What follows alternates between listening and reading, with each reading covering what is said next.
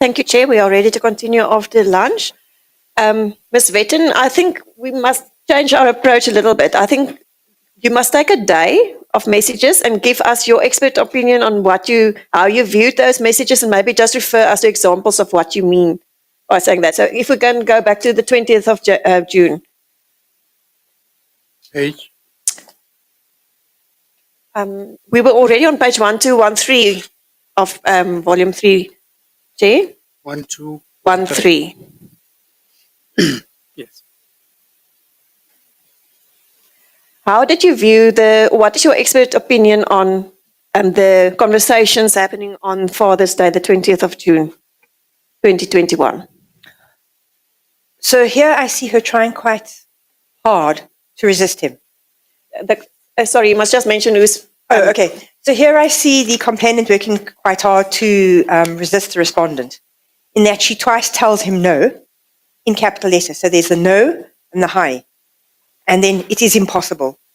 So she is making it very clear there will be no intimacy. They can meet and they can look at each other in the eye and they can speak, but there will be no intimacy and there will not be any melting. But what I also see is him not taking no for an answer. That the repetition of the questions, to the point where he sends a banana emoji after she said no, to her remonstrating with him, honourable member, is this attempt to keep on trying to get her to some sort of a yes or an agreement. Then I want to just look again at the ending of the 20th of June, where it again looks like we're going back to the photographs. And it's, I think, one of the reasons why you can again see her using silence and evasion, which is trying to ignore him. So if we look at the 2306,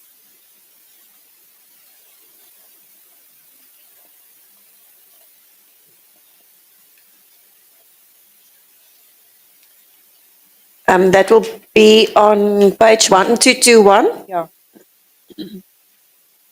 So she's again using the tactic of saying, I'm busy with something else. At 2305, she says, I'm ironing. 1221. 1221. Yes, she says she's ironing. Yes, and he says, the response is, you said so, let me see, please. So one is assuming that that comes from the slightly earlier conversation at 2302, where she has said, Jesu, presumably meaning Jesus, and his is, why put it this way, looks delicious. So it's obviously a picture he has sent that has induced some sort of, if you say Jesus to something, that's presumably induced some kind of shock.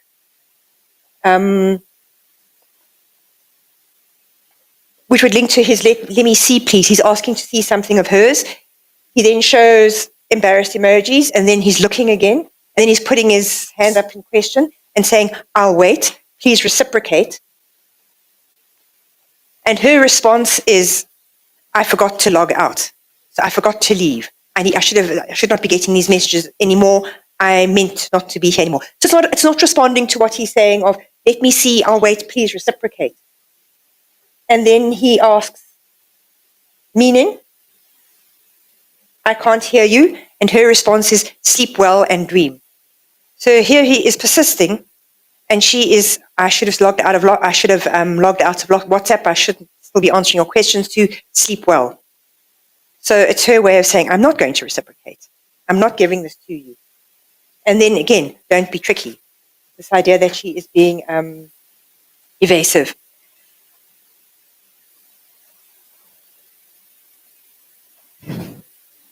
I then want to look at 29th of June. Chair, that will be on 1233. So the conversation starts, we look at 8:14. It deals with a picture of the woman with the hoe. Let us just... I think the date is wrong. Can we just get the date again? 29th of June? No,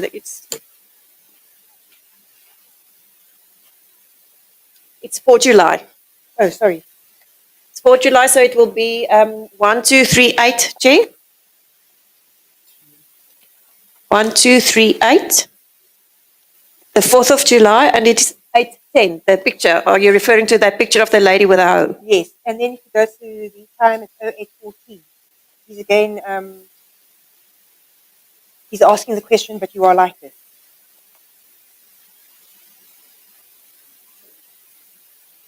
That will be on 1239. Yeah. Yes. Asking if she's like that, and she says she doubts it. And your imagination is perhaps taking hold of you. And then he's asking, he says at 8:16. Can you just speak louder? Oh, sorry. At 8:16, he's saying, let us see. That is on 1240, Chair. Yeah.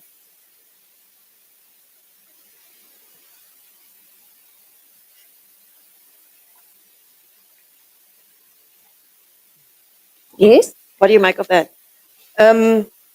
Let us see that he's possibly asking for a photograph again. And her response is 0816, no. Hi. You have what it takes. She just laughs and doesn't respond to that. Then there is another final request for a photograph, quite explicitly, on 7 July. All right, so on the 18th of July, at 1948.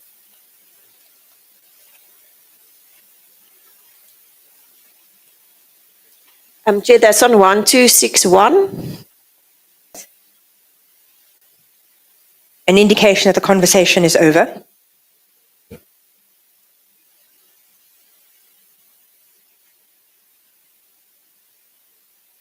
He responds, wow, and then deletes the message. But because she's replying to it immediately below, one can assume the message was, please send juicy picture before you sleep. So if one adds that to some of the previous questions, he's probably made about 12 requests for a photograph. And her response is, You lost me. Where are you? I am on at 1949. It's, 49 time. it's on 1262, Chair. So if we look at this with the very first, if we look at this at the very first time he engaged her on the 8th of June, there are about 11 requests there for a photograph, which she has said no to, which she has not obliged him with. And she has found various ways of, will do, I don't have any, whatever. But you can see by here, she still hasn't sent him a photograph, and he's asking again. Please send a juicy picture before you sleep. That was presumably the message that he deleted, that she replied to. And her response is, I do not have them. So that's an indication of consistent requests for photographs that she is not obliging, that she is not responding to and not obliging him with such pictures. So I'm just jumping, if I'm taking time, I don't, just want to find the exact place so that you don't have to have me go through all of this all over again. I think here is another example where he is asking her to reciprocate and she's not. That would be on 1243, Chair. Mm-hmm. So he's... Sorry, 1243. That's correct, Chair. So it's not the first time he's asked her to reciprocate with photographs or information. Now it seems like he wants her to reciprocate with a heart, indicating some sort of emotional affection. Now, whatever he's deleted, I don't know what it was, but the comment related to that is, you are like that. We do not get along because of that. So she is telling him, we don't get along. And then he asks, what have I done? That's on the next page, Yes, Chair, yeah. 1244.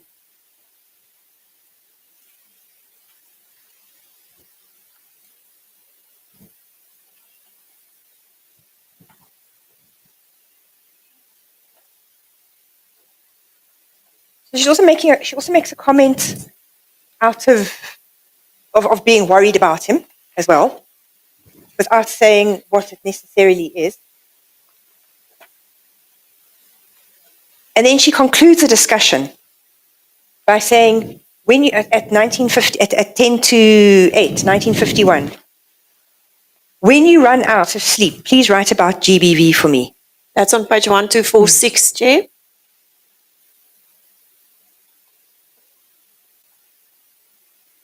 He says, I am totally opposed to it. And so she asks him to please write an assignment on it for her. I mean, it's a bit like her asking him to go and read the Bible. It's like, it's asking him to sit, instead of her telling him, don't do this, don't do that. It's, you go and reflect on this. Let us see what you are thinking about this. She's giving him an assignment. She's not just asking him to write an assignment for her. It's an assignment she's giving him, a way to ask him to reflect on his conduct.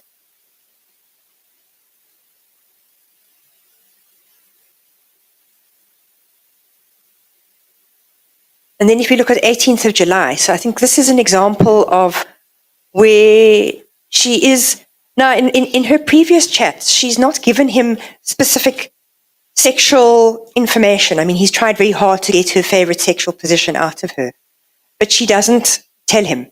And he repeatedly continues to ask for it.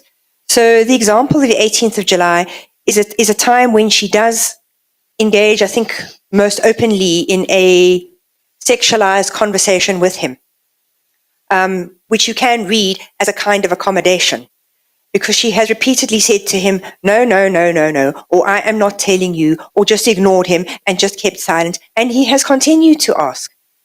So I read this as, okay, I'm going to tell you something sexual in order to satisfy you. So if we look at, so this is where she has been off sick. On the 18th of July, and he has been sending her videos.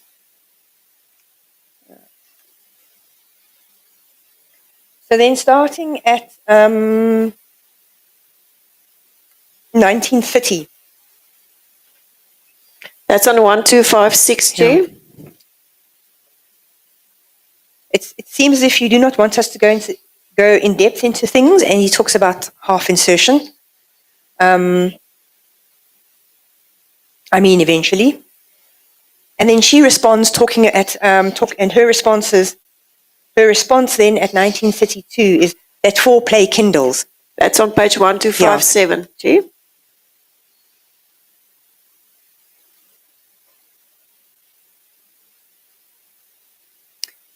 That before Bush, so foreplay kindles, before Bush burns the ground, a small part starts to burn. So she's kind of giving the suggestion that this is it comes across as that she's giving the sense that this is a kind of foreplay. It's giving him some kind of response and interaction. And then he asks slowly, and she says, please. And he also makes another comment at 1933, and long Tom is okay for you. Presumably referring to intercourse. She says, of course. So here is probably the most sexually overt commentary that they have engaged in. And then she redirects it. I did not tell you, I am currently off sick. It turned out I have stress and I fell at 1934. So then the question does move off onto the question of the court manager and the difficulties.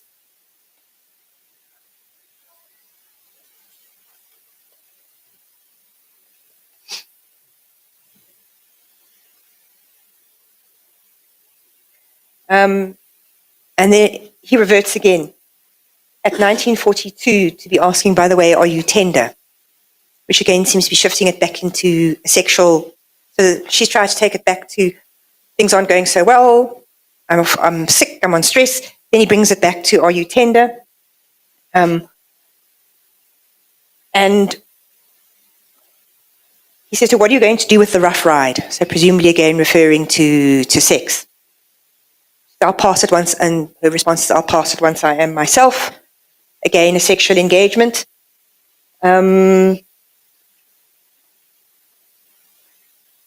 So there again, you can see her accommodating him, giving him some tidbits of sexual conversation, then trying to direct it away to, I've got stressed.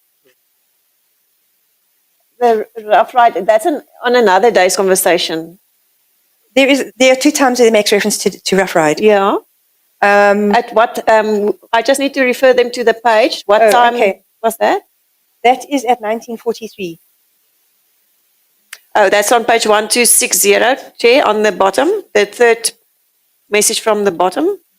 I think in their very first encounter, he asks her, or exchange, he asks her if she's a night rider or a rough rider. Just start again. What did you want to say about this messages?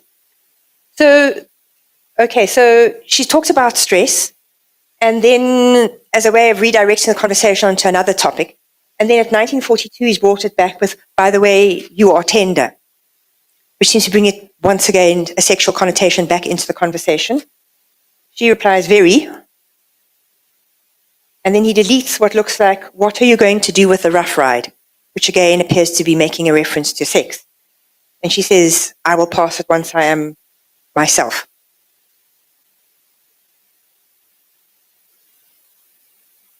And then there is another bit of conversation about deleting text, and then it ends off with a conversation I referred to previously about sending juicy pictures before she falls asleep. So we have an example there of her trying to accommodate by going to somewhat more detail around sex and engaging with him. Then she tries to redirect by saying, by the way, do you know that I'm off sick? And she talks again about the impact on herself and stress. And then we shift once again back into sexual content and him asking for juicy pictures of herself that she has clearly not ever provided.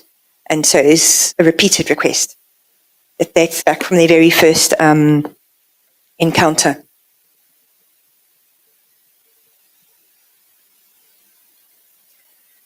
So, I think also just to say,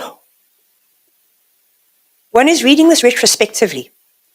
So you look at it in light of what you know, and that's how one starts to think that when she's saying to him, because she is the subordinate here, it is more difficult to be open and direct about what she would like to say. So there can be 2 levels of the conversation going on.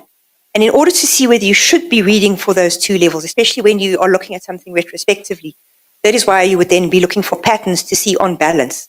What is somebody doing here consistently? And what is consistent is her saying, I am busy, I am working, I am ironing, I am cooking. Much more so than he does, which gives the impression that for her, engaging with him is far less of a priority than it is for him. And it opens the suggestion that she is using work, even though it's after hours, and other things as a way not to have to engage with him. When you are dealing with situations of power imbalances, one does need to be sensitive to the fact that somebody is possibly communicating in this way, especially if it's repeated. If somebody is consistently unavailable,